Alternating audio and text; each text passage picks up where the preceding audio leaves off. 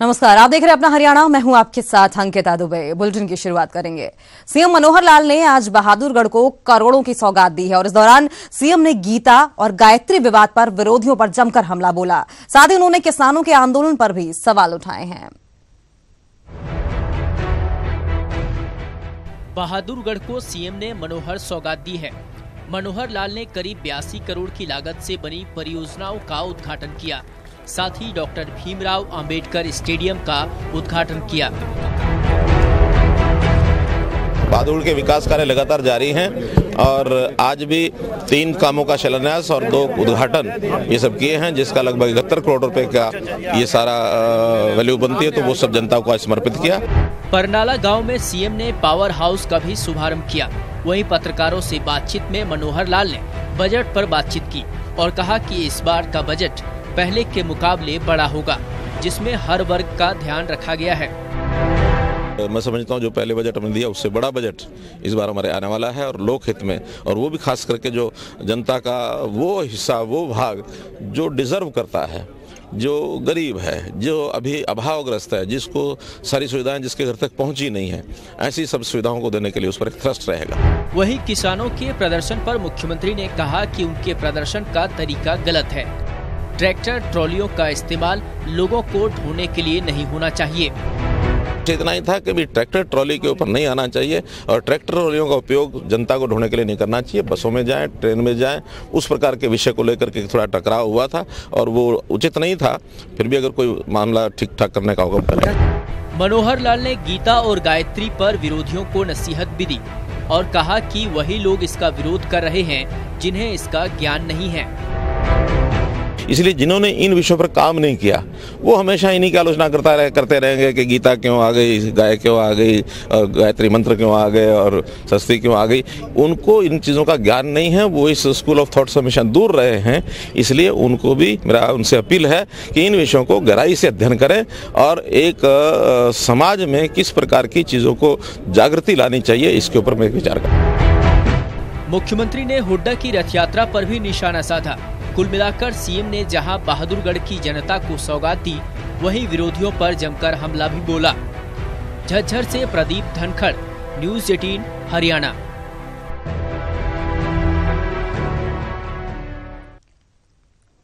और मुख्यमंत्री मनोहर लाल सौगात देने पहुंचे थे, लेकिन इनेलो पर जमकर निशाना साधा। हालांकि आंगनवाड़ी वर्कर्स की हड़ताल पर और मांगों पर संज्ञान लेने का भी आश्वासन दिया।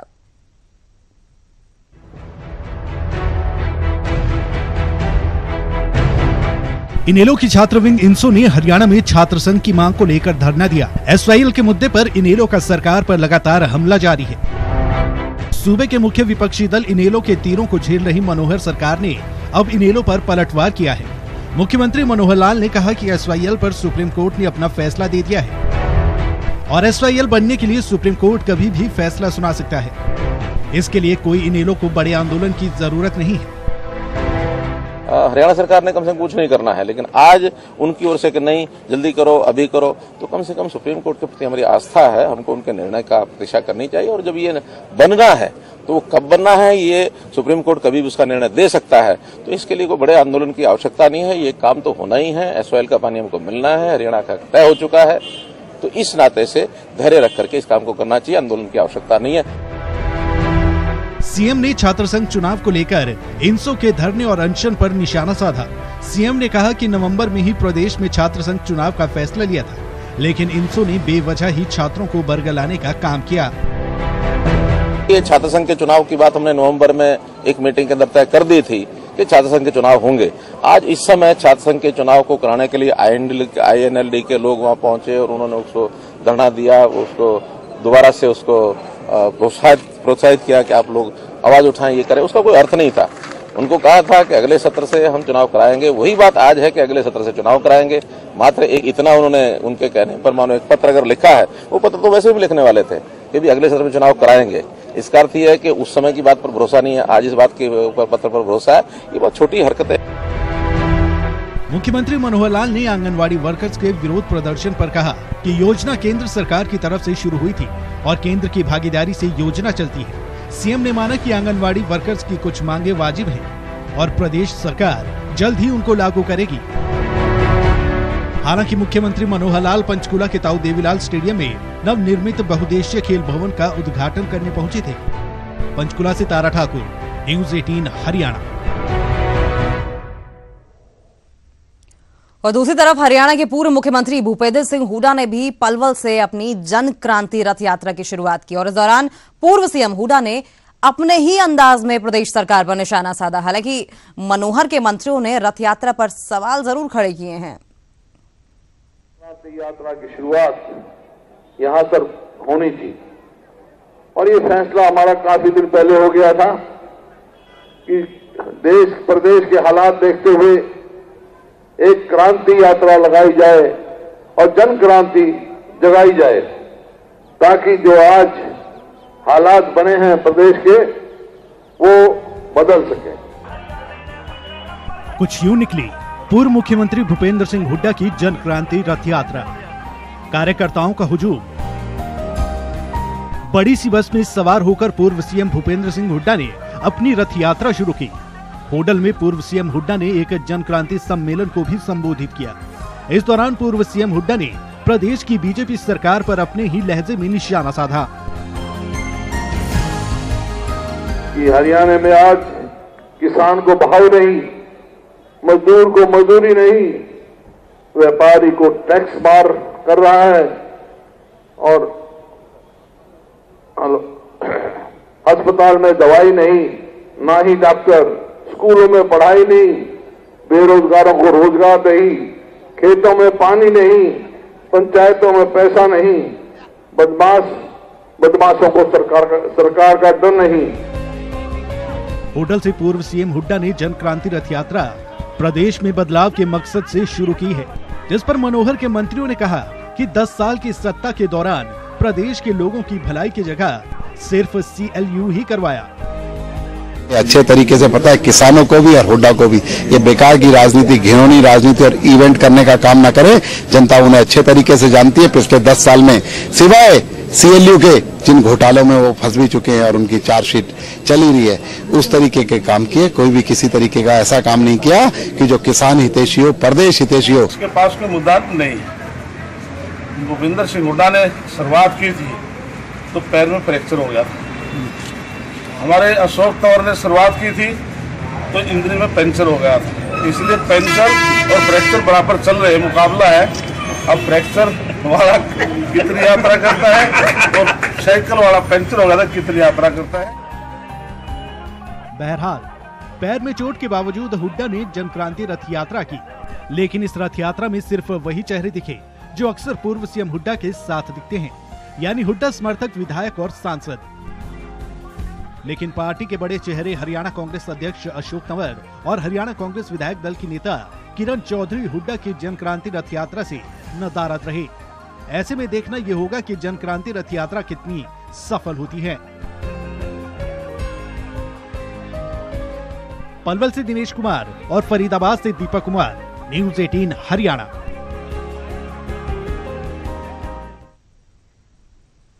और न्यूज़ 18 के खास कार्यक्रम चक्रव्यूह में राम रहीम के रिश्तेदार भूपेंद्र गोरा ने राम रहीम के कई राज से पर्दा उठाया है। भूपेंद्र गोरा ने खुलासा किया है कि राम रहीम डेरे में सनी लियोन और सपना चौधरी को लाना चाहता था। आप ये रिपोर्ट देखिए। बाबा के कई और राज हुए बेपर्दा। पॉर्न स्टार से बढ़ाना चाहता था करीबियां। वो था सपना चौधरी के ठुमकों का दीवाना।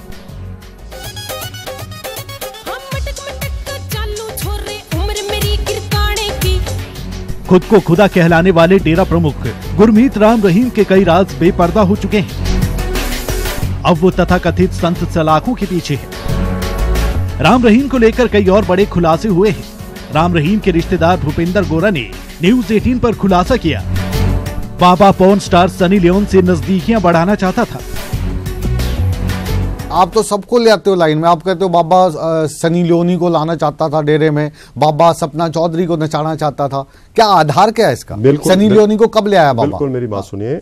जब इसने लड़कियां लेके आती थी, कहता था भी बेसहारा है, जे वैश्या लड़कियां थी उनको मैं सुधारना चाहता हूँ। डेरा में आज भी पूछ लो, वहां पर लड़कियां, मैं नहीं कह रहा, वहां पर लड़कियां आई थी।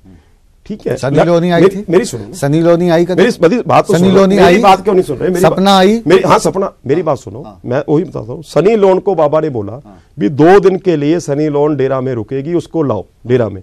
और मैं इनको दिखाना चाहता हूँ लड़कियों में भी ये लड़की ने कितना राइज की है, ठीक है। सनी लियोन को बाबा की ख्वाहिश थी और सपना चौधरी की भी। इतना ही नहीं, भूपिंदर गोरा की माने तो राम रहीम हरियाणवी डांसर सपना चौधरी के ठुमकों का भी दीवाना था।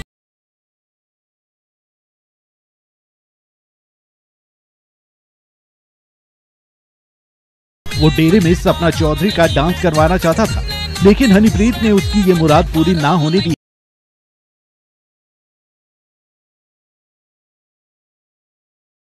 सपना चौधरी को बाबा डांस कराना चाहता था, हनीप्रीत नहीं मानी, सभी को पता है। हनीप्रीत ने इसका विरोध किया। नहीं मानी हनीप्रीत क्यों अपनी सौकन लाएगी? उसने कहा अभी मैं वो सौकन कितना होगी तो और क्या पीछे क्या रह गया? किसी के कैसे कोई डांस परफॉर्मर है? नहीं हनी बनाने जाते हैं दुबई में, तो और अभी कोई शक शोभा रहेगी भी वो हनीप्रीत उसकी। आरोप जो आप लगा रहे हो, आधार बताओ।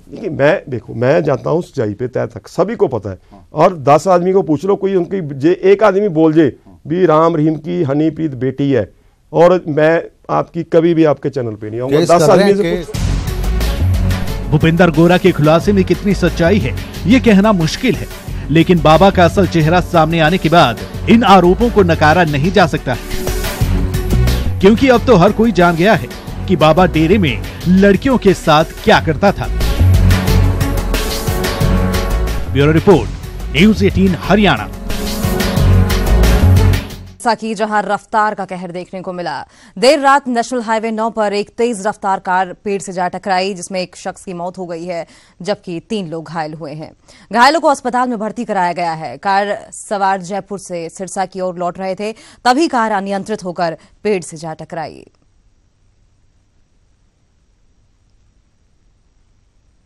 बारह सवा 12 बजे इनोवा गाड़ी में सवार होकर के सिरसा की तरफ ही आ रहे थे, और गाड़ी का नियंत्रण खोने के कारण गाड़ी जो है पेड़ से जा टकराई, जिसके कारण ये दुर्घटना घटी। और आम आदमी की नजर में पुलिस की छवि पहले ही कोई खास नहीं अच्छी है। पुलिस का नाम लेते ही तरह तरह के ख्याल मन में आते हैं। ऊपर से हरियाणा पुलिस की पहलवानी की जो तस्वीरें वायरल हो रही हैं, उससे पुलिस की साख और ज्यादा नीचे गिर रही है।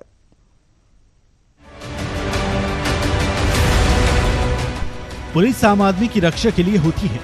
पुलिस बिना थके अपनी तमाम मजबूरियों को दरकिनार कर आम आदमी की सुरक्षा में लगी भी रहती है। लेकिन इस खाकी वर्दी के अंदर चंद लोग ऐसे भी हैं जिन्होंने वर्दी को बदनाम करके रख दिया है। फरीदाबाद पुलिस के वायरल हो रही 2 वीडियो खाकी की साख पर बट्टा लगा रहे हैं। सड़क पर हरियाणा पुलिस की पहलवानी की तस्वीरें जरा ध्यान से देखिए। अगर आप भी गाड़ी चलाते हैं तो जरा सावधान रहिएगा, ऐसा वाकया आपके साथ भी पेश आ सकता है। एक हफ्ते के अंदर ऐसे 2 वीडियो वायरल हुए हैं। अब आपको बारी बारी से ये दोनों वीडियो दिखाते हैं। देखिए कैसे 2 पुलिस वाले एक ड्राइवर को पीट रहे हैं। एक पुलिस वाला वर्दी में है तो दूसरा बिना वर्दी की। वर्दी की गर्मी तो हमने सुनी थी, लेकिन गुंडागर्दी की गर्मी बिना वर्दी वाले में भी कम नहीं दिख रही। जनता के रक्षकों का भक्षक चेहरा आप भी ध्यान से देखो। इन्होंने इस ड्राइवर के कपड़े नहीं फाड़े, बल्कि जनता की नजर में अपनी इज्जत को तार तार किया है।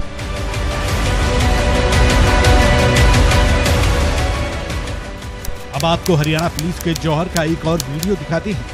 एंट्री फीस नहीं मिली तो कितना गुस्सा आ गया। ये पुलिस वाला तो ट्रक के अंदर ही घुस गया, मानो टोकन मनी लेकर मानेगा नहीं, पूरा ट्रक ही ले जाए। क्या इस जंगल राज पर लगाम लगाने वाला कोई नहीं है? क्या सड़कों पर गुंडागर्दी पर उतारो इन सरकारी पहलवानों को रोकने वाला कोई नहीं? खाकी की गुंडाई की ये तस्वीरें हर खासुआन के मोबाइल में है, लेकिन आला अधिकारी चुप्पी साधे बैठे हैं। अब तक ना तो कोई कार्रवाई हुई, ना कोई सफाई देने आया। दाल में काला तो सुना था, यहाँ तो पूरी दाल ही काली लगती है। लगता है इस हमाम में सभी नंगे हैं। उम्मीद है सरकार इन वायरल हो रही वीडियो की जांच करवाकर गुनहगारों को ऐसी सजा देगी जो नजीर बन जाए। फरीदाबाद से दीपक कुमार, न्यूज़ 18 हरियाणा। दुर्भाग्य तो यह है कि जिन लोगों पर कानून की रक्षा का जिम्मा है, वही कानून की धज्जियां उड़ाते नजर आ रहे हैं। फिलहाल खबरों में आगे बढ़ेंगे। खिलाड़ियों को खेल के साथ लाइफ सिक्योरिटी देने की योजना पर सरकार काम कर रही है ताकि 2020 के ओलंपिक में हरियाणा के कम से कम 5 खिलाड़ी गोल्ड मेडल लेकर आए। ये कहना है हरियाणा के खेल विभाग के प्रधान सचिव अशोक खेमका का। खेमका ने बहादुरगढ़ में शाइनिंग स्टार बैडमिंटन अकेडमी में खिलाड़ियों से खेल पर चर्चा की। साथ ही उन्होंने झज्जर, भिवानी, सोनीपत और रोहतक में खेल सुविधाओं का भी जायजा लिया। पूरी आशा है कि आने वाले टूर्नामेंट्स में ये एकेडमी जो पुलेला गोपीचंद जी की एकेडमी है उससे अव्वल निकलेगी और हरियाणा प्रदेश को और भारत राज्य को, भारत देश को ओलंपिक मेडलिस्ट देने में सक्षम होगी। और गुरुग्राम में एक बार फिर राहगीरी डे का आगाज हो गया है। राहगीरी डे पर जहां लोगों ने जमकर मस्ती की, वहीं बेटी बचाओ बेटी पढ़ाओ के साथ साथ शहर को साफ सुथरा रखने की भी शपथ ली गई।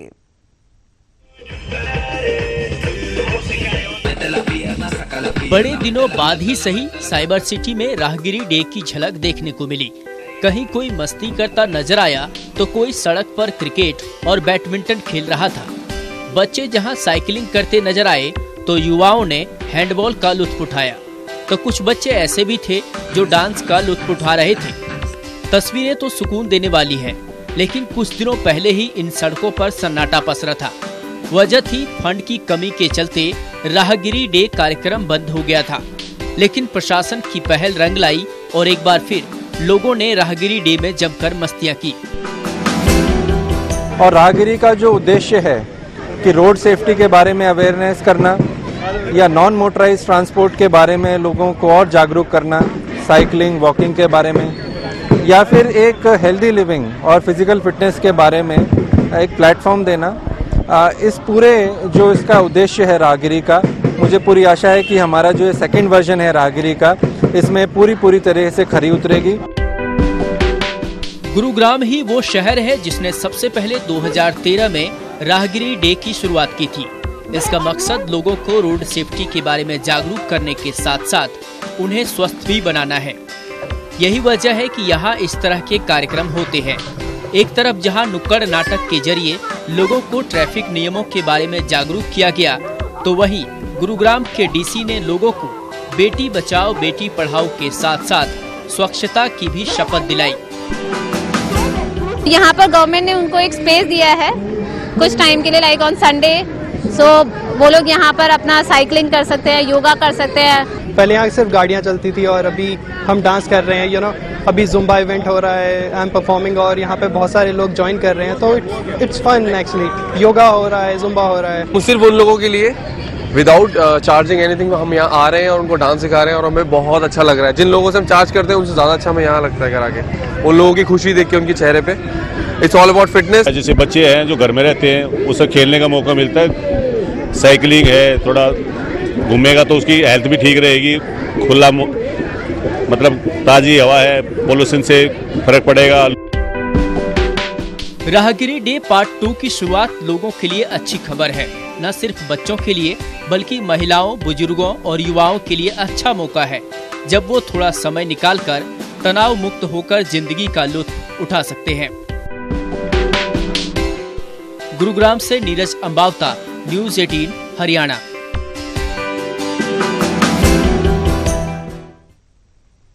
और इसी के साथ अपना हरियाणा के इस बुलेटिन में मेरे साथ फिलहाल इतना ही। आप देखते रहिए न्यूज़ 18 पंजाब, हरियाणा, हिमाचल।